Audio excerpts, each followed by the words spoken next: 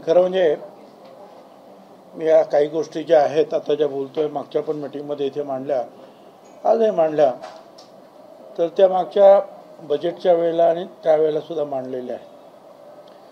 अर्थात त्यावेळेला अधिक त्याची काही फार लक्ष देण्यात आलं नाही.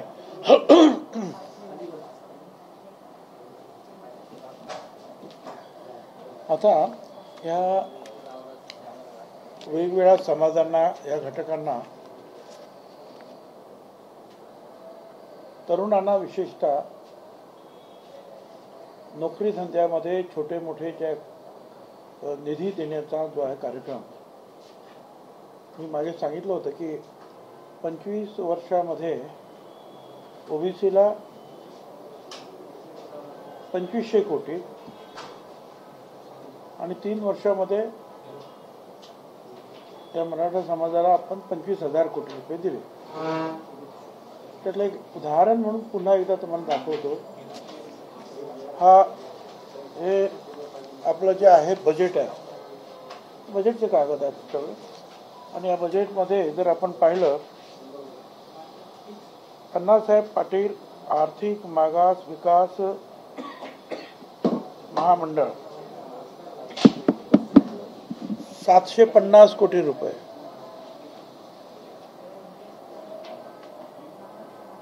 चेक करून ते मराठा समाजासाठी 750 कोटी रुपये देण्यात आले. माझा त्याला विरोध नाही आहे. माझा विरोध हा आहे की त्याच बजेटमधली दुसरी एक प्रत आहे. महाराष्ट्र राज्य मागासवर्गीय वित्त आणि विकास महामंडळ 5 कोटी रुपये. इथे 750 कोटी रुपये आहेत, इथे 5 कोटी रुपये.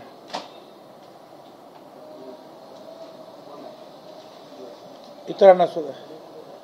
तर मी म्हटलं हे जे अशी जी डिस्पॅरिटी जी आहे हे असता कामा नाही ना. उलट हा समाज जो आहे, मी मीटिंगमध्ये सांगितलं की 54% हा समाज 1931 पासून मांडण्यात आलेला आहे त्यावेळच्या जातीगणनाप्रमाणे. आणि सुप्रीम कोर्टानं सुद्धा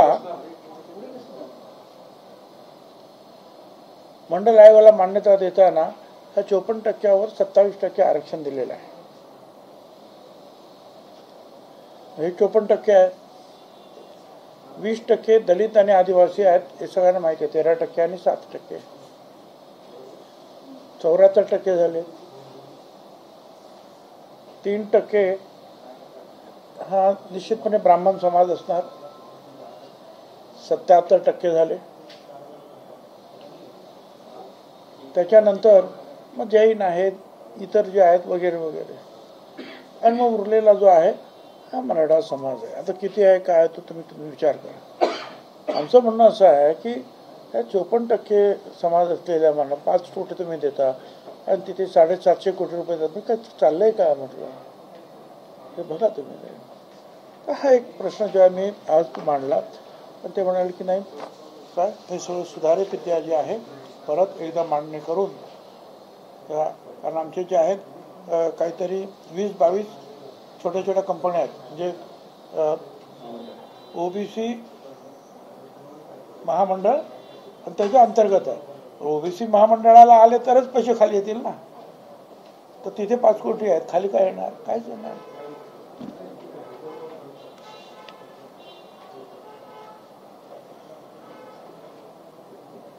त्याच्यानंतर अजूनही जे आहे परत पुन्हा मागणी आम्ही केली की जिल्हा वसतिगृह,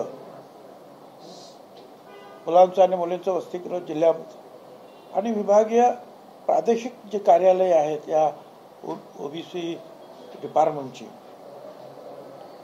त्यांना जागा देण्याचा प्रस्ताव अजूनही महाराष्ट्राचा पूर्ण झालेला नाही. त्याच्यावर ताबडतोब लक्ष द्यायला पाहिजे. आणि मग या महाज्योतीमधील जे मंडळ आहेत त्याच्या अंमलबजावणीसाठीचे संचालक मंडळ पाहिजे. त्यांना पूर्ण स्टाफ दिलेला नाही आहे अजून. महाज्योतीला आणि ह्या इतर मागासवर्गीय हे जे डिपार्टमेंट आहे त्या डिपार्टमेंटला स्टाफ दिलेला नाही अजून पूर्ण. तो स्टाफ ताबडतोब द्या. त्याच्यानंतर सरकारी सेवामधील ओबीसीचा जो आहे वाटा हा 27% आहे. परंतु शासनाच्या रिपोर्ट प्रमाणे आतापर्यंत फक्त 9% ओबीसी या सरकारी कार्यालयांमध्ये त्यांना जागा मिळाली. फक्त 9%. म्हणजे बॅकलॉग आहे. बॅकलॉग आता बघा किती आहे. 2/3 बॅकलॉग आहे. 1/3 फक्त जागा भरल्या. 2/3 बॅकलॉग आहे. त्याचा मागोवा घ्या. आरक्षण जेव्हा आपण मागतो नोकरी धंद्यामध्ये याच्यात त्याच्यात, त्यामुळे हा पण बॅकलॉग एवढा बॅकलॉग आहे हा भरा. मध्ये आम्ही जे मागे दलित समाजाचा आदिवासी समाज असा ड्राईव्ह घेतला होता की प्रत्येक ठिकाणी किती आहेत आणि मग त्याप्रमाणे निर्णय केले होते आम्ही की अगोदर हा बॅकलॉग भरा. तसं आमचं म्हणणं आहे की हा ओबीसीचा बॅकलॉग तर भरा. हा एक भाग त्याच्यामध्ये. त्याच्यानंतर आता आम्ही कोर्टामध्ये जे आहेत वेगवेगळ्या ह्या ज्या आमच्या जाती आहेत 374 जाती तर शक्य नाही, पण त्यातल्या काही प्रमुख जातींकडून जे आहेत आम्ही त्यांच्या संघटनांकडून आम्ही रीट जे आहे हे हायकोर्टामध्ये काही दाखल केले. काही आज सुद्धा दाखल होतील. आज मेन्शन सुद्धा करणार असं मला वकिलांनी सांगितलं. त्याच्यामध्ये महाराष्ट्र राज्य नाभिक महासंघ आहे, त्यांचा मी एका रीटवरती आहे. अखिल अहिर समाज सुवर्णकार संस्था त्यांच्या नावाने एक आमचं ॲफिडेव्हिट दिलंय. कुणबी सेनेच्या नावाने एक ॲफिडेव्हिट गेलेला आहे. एक माळी समाज महासंघाच्या वतीने एक ॲफिडेव्हिट करतो. एक समता परिषदेचे आमचे कार्यकर्ते हे पदाधिकारी सदानंद मंडलिक यांच्या नावानं असे 4-5 जे आहेत रीट जे आहेत हे आम्ही दाखल करतो आहोत. आणि याच्यामध्ये जे आम्ही ताबडतोब काही ना काहीतरी आम्हाला सवलत मिळायला पाहिजे, याच्यामधून काय म्हणतात सवलत मिळाली पाहिजे किंवा निर्णय झाला पाहिजे लवकरात लवकर. याचं कारण असं आहे की 2 तारखेला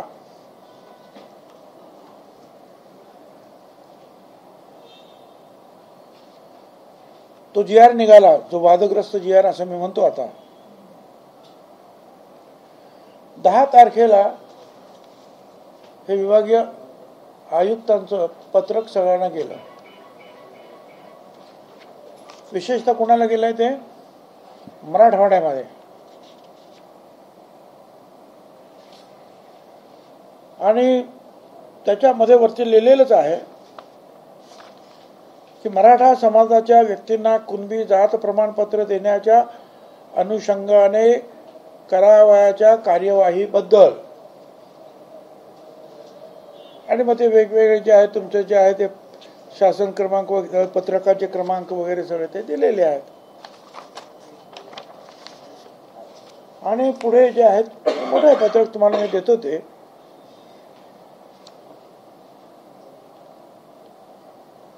मराठा आंदोलनात दाखल झालेले गुन्हे माघार घेण्याचं ते आहे. ते सगळं ठीक आहे, ते करा तुम्ही. पण विशेष म्हणजे मराठवाडा मुक्तीसंग्राम दिनानिमित्त जिल्हास्तरीय आयोजित करण्यात येणाऱ्या ध्वजारोहण समारंभानंतर पालकमंत्री महोदय यांच्या हस्ते 2 सप्टेंबर 2025च्या शासन निर्णया अन्वये, म्हणजे आता 2 तारीख झाले, शासन निर्णया अन्वये मराठा समाजातील काही व्यक्तींना कुणबी मराठा कुणबी मराठा जात प्रमाणपत्र वाटप करण्याचे नियोजन करण्यात यावे. 2 तारखेला निघाला, आता ताबडतोब 10 तारखेला त्यांचं म्हणणं आता वाटप करून टाका. पालकमंत्र्यांनी तिकडे पाहू शकतो. या सगळ्याचा परिणाम असा होतो आहे त्या ठिकाणी की आतापर्यंत 4-5 आत्महत्या दुर्दैवाने त्या विभागात झाल्या. 11 सप्टेंबरला भरत कराड रेणापूर तालुक्यातील या तरुणानं ओबीसी आरक्षण संपुष्टात येत आहे म्हणून आपलं जीवन संपवलं. 14 सप्टेंबरला गोरख नारायण देवडकर त्याच कारणावरून त्याने आत्महत्या केली. त्याच दिवशी हा नाथापूर गावातील आहे, बीड जिल्ह्यातील, आणि त्याच दिवशी नागनाथ कांगणे महालिंगी तालुका कंधार याने आत्महत्या केली. आणि 15 सप्टेंबरला धनंजय नाथा गोरे हस्तपोखरी तालुका अंबड याने आत्महत्या केली. माझी एक तर सगळ्यांना विनंती आहे, समाजाला, ओबीसी समाजाला, भटक्या विमुक्त, कृपया या आत्महत्या करू नका. आम्ही पूर्ण ताकदीनं आपलं आरक्षण वाचवण्याचा प्रयत्न करतो आहोत आणि आम्हाला खात्री आहे की याच्यामध्ये आम्हाला निश्चितपणे यश मिळेल.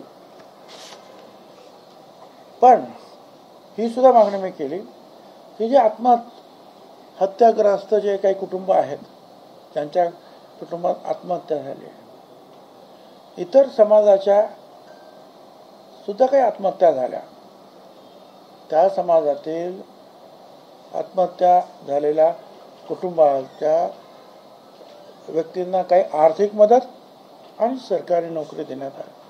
हाच नियम जो आहे हा इथे सुद्धा लागू करावा ओबीसीच्या बाबतीत.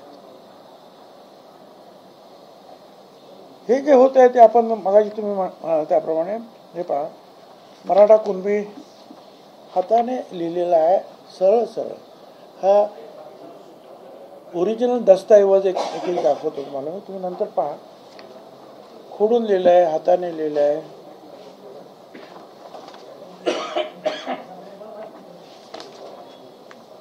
मराठी कुणबी काय पण मराठा कुणबी, मराठी कुणबी,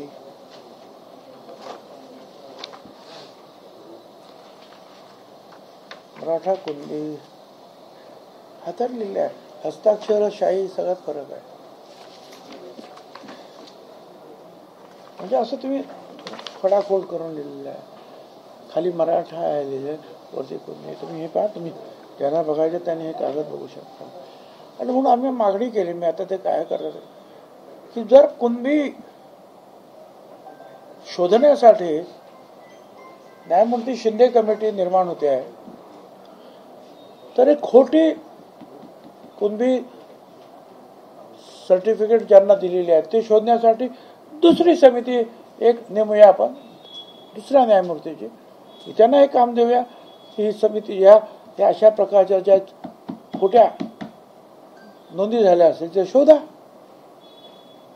आणि थांबवा.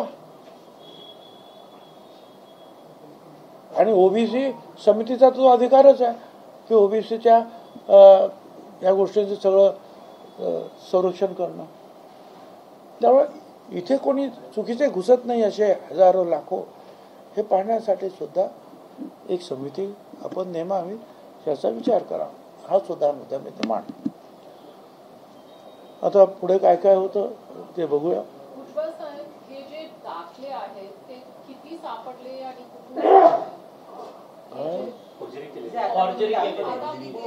बोगस जे दाखले किंवा नोंदी आहेत ते किती सापडले आणि कुठून सापडले?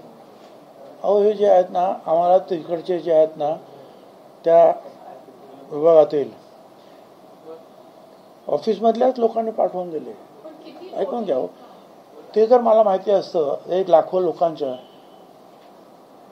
त्याच्यासाठी तर मी समिती नेमायला सांगतोय ना. They must be in lakhs. पण हे नोंदी आहेत, रेकॉर्ड आहे. अरे ते खोटं लिहिलेलं आहे त्याच्यावर. मराठा समाजावर सरळ सरळ खोटं लिहिलेलं आहेत, पहा ना तुम्ही. पण ज्या कुणबी नोंदी खऱ्या असतील त्याला आपला आक्षेप नसतो. खऱ्या नोंदीला काय हरकत नाही, करायचं करा ना.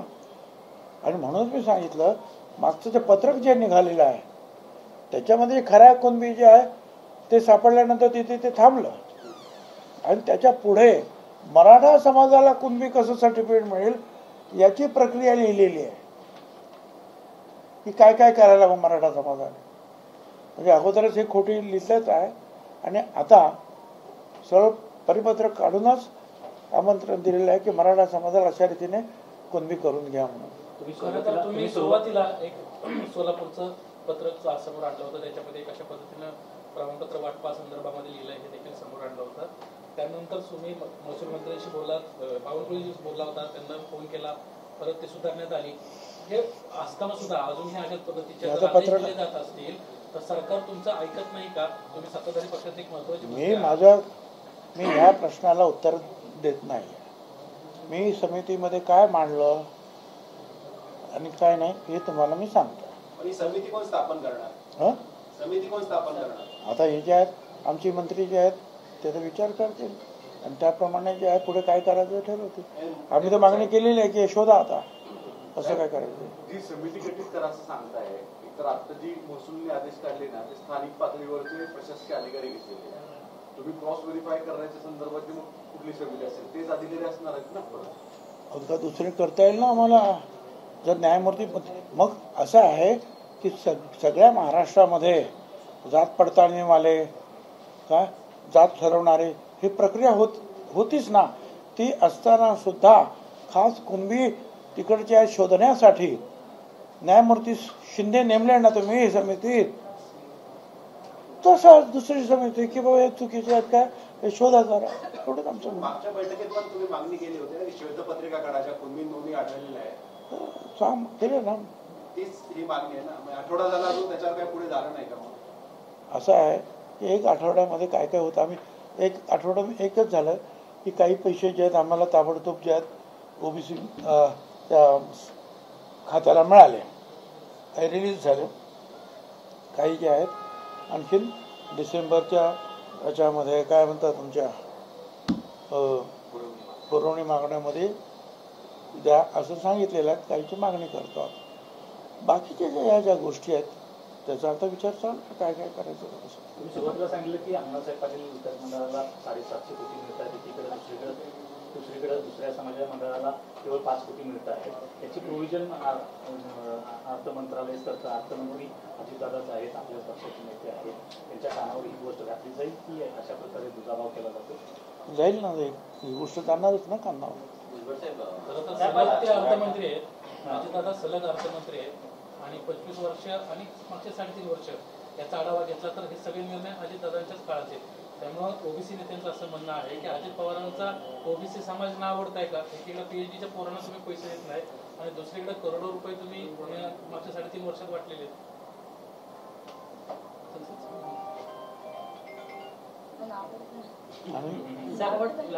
असं त्यांनी मला माहिती दिली की असं लोक म्हणतात.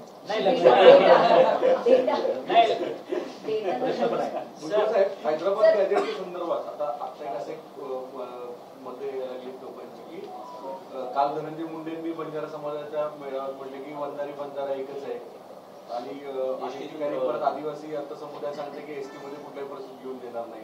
हे कॉम्प्लिकेशन्स ओबीसी नेत्यांच्या माध्यमातून होत आहेत. असं आहे की मी याच्यावर जास्त भाष्य करणार नाही, परंतु एकदा हैदराबाद गॅझेट याप्रमाणे वाटेल तसे निर्णय घ्यायला सुरुवात झाली की मग आपण अनेक संकटांना आपोआपच आमंत्रण देतो. अनेक प्रश्न जे उपस्थित होतात हा त्याचा अर्थ आहे. आतापर्यंत अनेक लोक जे आहेत अधिकारी निर्माण झाले, मंत्री मुख्यमंत्री निर्माण सगळे निर्माण झाले. काय सुप्रीम कोर्टाने सांगितलं की मराठा समाज हा सामाजिकदृष्ट्या मागास नाही म्हणून तो ओबीसी मध्ये घेता येत नाही, हे त्या मंत्र्यांनी ठरवलं, मुख्यमंत्र्यांनी ठरवलं. हा त्यांचा शहाणपणा आहे, चांगुलपणा आहे. आज त्यांनी केलं नाही, त्याच्यामुळे हे प्रश्न आले नव्हते. आता ह्या ज्या प्रश्न मी तर म्हणा ज्या पद्धतीनं दबाव निर्माण झाला आणि दक्षिण मुंबई बंद करण्यात आली 3-4 दिवस, त्यापोटी जे काही निर्माण झालं त्याला आता हे ऑफशूट्स आता वेगवेगळे निघतील, वेगवेगळ्या त्या गोष्टी आता फुटतील. काय आता दाखले जे दाखवले त्या नोंदी अलीकडे झालेले आहेत असं तुमचं म्हणणं आहे. त्यामध्ये त्या कमिटीच्या दबावामुळे भ्रष्ट मार्गाने झाले असतील किंवा अन्य मार्गाचा तुम्ही म्हणताय की ह्या दाखल्यांच्या किंवा नोंदींच्या तपासणीसाठी दुसरी कमिटी द्यावा, तर ही कितपत पारदर्शक पद्धतीने करत असं वाटतं? तुमची सरकारी यंत्रणा एकूण कशा पद्धतीने काम करते या संदर्भात तुम्ही काही मुख्यमंत्र्यांच्या निदर्शनाला आणून दिले? आता आमची ही समिती जी आहे ना, ही मंत्रिमंडळ समितीच आहे आणि याचा सगळा रिपोर्ट हा मुख्यमंत्र्यांकडे जाणार आणि काय आमचं समितीचं म्हणणं आहे ते सुद्धा त्यांच्यासमोर मांडणार. सर, भाजपचा DNA ओबीसी आहे असं सातत्यानं प्रधानमंत्री किंवा मुख्यमंत्री बोलत असतात. याच भाजपच्या DNA ला दुखावण्याचं काम भाजप करतात का? ते त्यांना विचारा, मला विचारतं प्रश्न कुणाला विचारतो बाबा तुम्ही? परंतु ओबीसी तुम्ही सांगता प्रश्न त्यांचा आहे, त्यांना प्रश्न विचारा, मला काय प्रश्न? ओबीसीचं तुम्ही नेतृत्व करताय सर. अरे पण मी ओबीसीचा आहे तर मी ओबीसीचं सांगतोय. आता कुणाला काय वाटतं आणि कोणाला काय वाटतं आणि कुणाचं नुकसान आहे, फायदा आहे, काय आहे, कोण काय म्हणतो हे त्यांना तुम्ही विचारणं, मला काय माहिती आहे.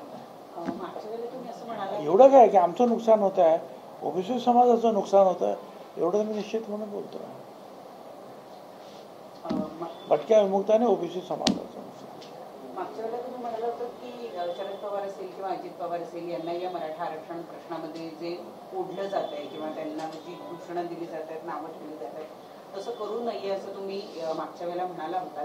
परंतु राधाकृष्ण विखे पाटील यांनी मात्र शरद पवारांच्या बद्दल बोलताना असं म्हटलं की ज्यांनी 50 वर्ष आरक्षण रखडवून ठेवलं समाजाचं, त्यांनी आम्हाला सांगू नये की समाजाला आरक्षण कसं द्यावं. मला नाही वाटत त्यांनी कसं काय रखडून ठेवलं. आणि 50 वर्ष ते कुठे काय मुख्यमंत्री होते? ते मुख्यमंत्री काही वर्षासाठी होते. आणि ज्या वेळेला हे आलं मंडल आयोग, त्याच्यानंतर जेव्हा लागू ते केलं 93च्या नंतर, त्यावेळेला सुप्रीम कोर्टाने सांगितलं ना की आयोगाच्या थ्रू सगळे होणार. मंत्र्यांचे आणि मुख्यमंत्र्यांचे अधिकारच काढून घेतले ना. आयोगाच्या थ्रू जा आणि मग जर होत असेल तर करा असं म्हटलेलं आहे ना. मी असं पण म्हटलं होतं, आता तुम्ही पवार साहेबांचं नाव घेतलं म्हणून, की मागच्या वेळेला पण मी तुम्हाला म्हटलं, त्याचा दुसऱ्या दिवशी हायकोर्टामध्ये प्रश्न उपस्थित झाला की तुम्ही ओबीसीतून सर्व मराठा समाजाला आरक्षण मागताय. 1 मराठा लाख मराठा समाजाला आरक्षण मिळालंच पाहिजे. हे आरक्षण तुम्हाला पाहिजे आहे. 10% आरक्षण जे मिळालं मराठा समाजाला ते नको आहे का? त्याच्या अगोदर दुसरं 10% आरक्षण EWS आर्थिक आणि शैक्षणिकदृष्ट्या मागासवर्गीय ते नको आहे का? ओपन मध्ये सुद्धा तुम्ही होतात 50%, ते तुम्हाला नको आहे का? याचं उत्तर मला काही सुजान व्यक्तींनी द्यावं असं म्हटलं होतं. तोच प्रश्न हायकोर्टाने सुद्धा विचारला सरकारला, हे नको आहे का, हे नको आहे का? मग पवार साहेबांना प्रश्न तुम्ही विचारला. पवार साहेबांना मी एका जातीच्या बाबतीत काय बोलत नाही. अरे बाबा, जातीच्या बाबतीत नाही मी प्रश्न विचारला आहे, वर्गावर होणाऱ्या अन्यायाबद्दल तुम्ही जो 27% आरक्षण जे त्याची अंमलबजावणी केली त्याच्यामध्ये अशा रीतीनं जर काय होत असेल तर ते योग्य आहे का? याचा एक सुजान राज्य करते म्हणून तुम्ही बोलायचं आहे. मी जातीवर उद्या काय बोलतो? आणि ओबीसी आमची जात नाही आहे, ओबीसी आमचा क्लास वर्ग आहे 374 जातींचा. पण ते सुद्धा असं त्याने ते म्हणजे मला असं वाटतं की कात्रजचा घाट दाखवला त्या प्रश्नाला. काल साहेब नाशिकमध्ये शरद पवार राष्ट्रवादी काँग्रेसने शरद पवारांनी फार मोठे कांदा आणि शेतकऱ्यांच्या प्रश्नावर मुद्दे उपस्थित केले. सगळा आरोप सरकारकडे होता आणि विशेषतः परत नेपाळसारखी परिस्थिती होईल असं एक सुवाचक भूमिका घेतली. कायदा व सुव्यवस्थेवर नाशिकमध्ये येऊन पवारांना मुद्दे उपस्थित करायचे, पवारांना नाशिकमध्ये येऊन अशा स्वरूपाचं वातावरण निर्मिती करण्याचं कारण काय आहे तुमच्या जिल्ह्यात? परत हा प्रश्न त्यांच्यासाठी आहे की माझ्यासाठी आहे? जिल्ह्याचे नेते तुम्ही आहेत. अरे तर त्यांना काय करायचं आहे, त्यांच्या मनामध्ये काय आहे, ते जे बोलतात त्याचा अर्थ काय लावायचा आहे, त्यांची भावना काय त्यांना विचारा बाबा. आणि प्रश्न राहिला कांद्याचा, आज पुन्हा एकदा कांद्याचा प्रश्न मी सभागृहामध्ये आमच्या मंत्रिमंडळामध्ये उपस्थित केला जोरदार, की हे जे आहे यांनी नाफेड येतो म्हटल्याबरोबर ताबडतोब 400-500 रुपयाने भाव कमी झाले आणि शेतकरी अडचणीत आला. ते स्पष्टच झालं पाहिजे की असं काय होत नाही आणि त्यात क्लॅरिटी आली पाहिजे लोकांच्या समोर.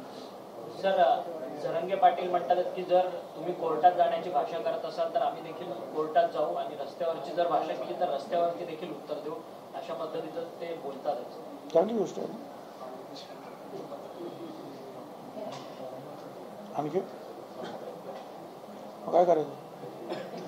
या ना कोर्टात, या ना, काय करायचं या. सर, कोर्टात या संदर्भात पण याचिका गेली आहे की ईडब्ल्यूएसचं पण आरक्षण आहे, त्याचसोबतच एससीबीसीचं आरक्षण आहे, त्याच्यावरती देखील कोर्ट प्रश्न उपस्थित करतात आणि अशातच ते तुम्हाला आव्हान देतात ओबीसीना की तुम्ही कोर्टात गेला तर आम्ही पण कोर्टात घेऊ. ते अगोदरच कोर्टात गेलेले आहेत 2-4 वर्षापासूनच. ते आमचं ओबीसीचं आरक्षण जे आहे हे पूर्णपणे काढून टाकलं. एक केस आहेच त्यांची तशी. त्यांनी एक लक्षात घेतलं पाहिजे, ज्या मंडल आयोगाची तुम्ही गोष्ट करता तो मंडल आयोग हा केवळ महाराष्ट्राचा प्रश्न नाही आहे, हा अख्ख्या देशाचा प्रश्न आहे, देशातील सर्व राज्यांचा प्रश्न आहे, देशातील 54% लोकांचा प्रश्न आहे. आणि ते तुम्ही जाऊन करणार का मंडल आयोगाला चॅलेंज करणार? आणि मंडल आयोगाला चॅलेंज करणाऱ्यांना मला सांगायचं आहे, 9 जजेसच्या घटनापीठानं सुप्रीम कोर्टाच्या त्याच्यावर शिक्कामोर्तब केलेला आहे.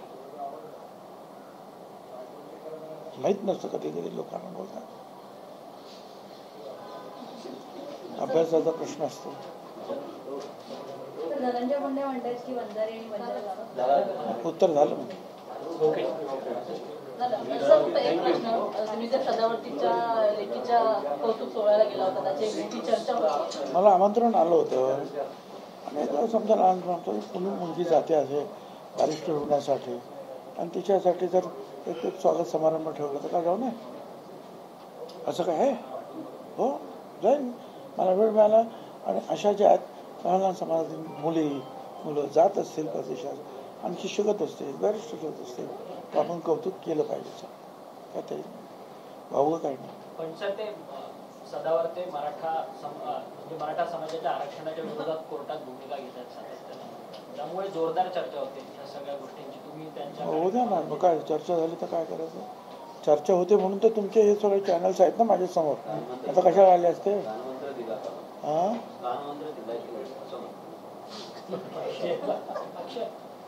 अहो ते काय जायला नाही लागत, हल्ली मोबाईल्स असतात ना सगळ्याकडे.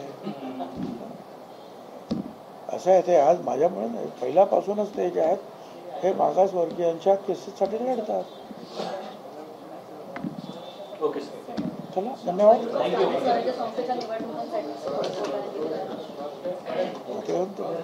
सुप्रीम कोर्टाचा निर्णय मान्य करावाच लागेल. सुप्रीम कोर्टाने यापूर्वी पण सांगितलं होतं की येत्या 4 महिन्यामध्ये निवडणुका घ्या म्हणून सांगितलं होतं, तेव्हा निवडणूक आयोग घेऊ नाही शकलं. प्रभाग रचना आणि ओबीसी आरक्षणाचं कारण दिलं होतं आणि आता सुप्रीम कोर्टाने दुसऱ्यांदा निर्देश दिला की 31 जानेवारी 2024च्या पूर्वी निवडणुका होईल. तयारी चालू होईल.